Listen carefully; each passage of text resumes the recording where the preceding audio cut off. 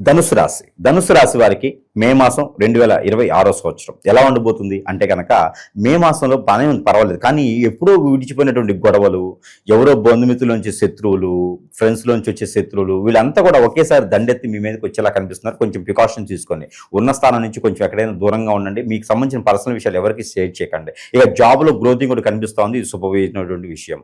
ఇక డబ్బులు ఎవరికి ఇచ్చి ఉంటే డబ్బులు కూడా మళ్ళీ మీకు తిరిగి వచ్చేలా ఉన్నాయి, ఇది కూడా శుభకరమైనటువంటి విషయం. అలానే పెళ్లి కాని వారికి పెళ్లి అయ్యేటువంటి యోచన, భార్యాభర్తలు విడిపోయిన వారికి భార్యాభర్తలు మళ్ళీ దగ్గర అయ్యేటువంటి యోచన అయితే కనబడుతుంది.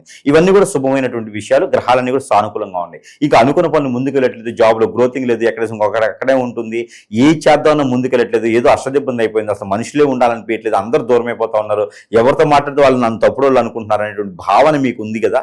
ఆ భావన ఉంది కాబట్టే మీ మీద ఏదో చెడుకరే జరిగిందని అర్థం. బంధుమిత్రుల నుంచే మీకు చెడుకరే జరుగుతుంది.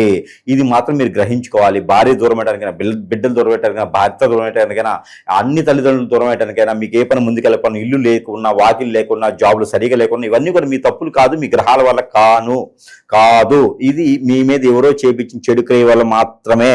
ఆ చెడుకరే పోవాలంటే సమీపంలో గురువు గారికి సంప్రదించండి. మీకున్న సమస్యకి పరిష్కారం అయితే ఖచ్చితంగా ఎలా అయితే చెప్పించారో అలా దొరుకుతుంది. ఇక చిన్నపాటి పరిహారాలు కావాలి అని అనుకుంటే కనుక కుక్కకు గోధుమ రొట్టెలు తినిపియండి. అలానే సుబ్రహ్మణ్య స్వామికి అభిషేకం చేయించండి. మీకు అన్ని రకాల సానుకూల పడేటువంటి వాతావరణం అయితే కొంతమేర ఉపశమనం అయితే లభ్యపడుతుంది.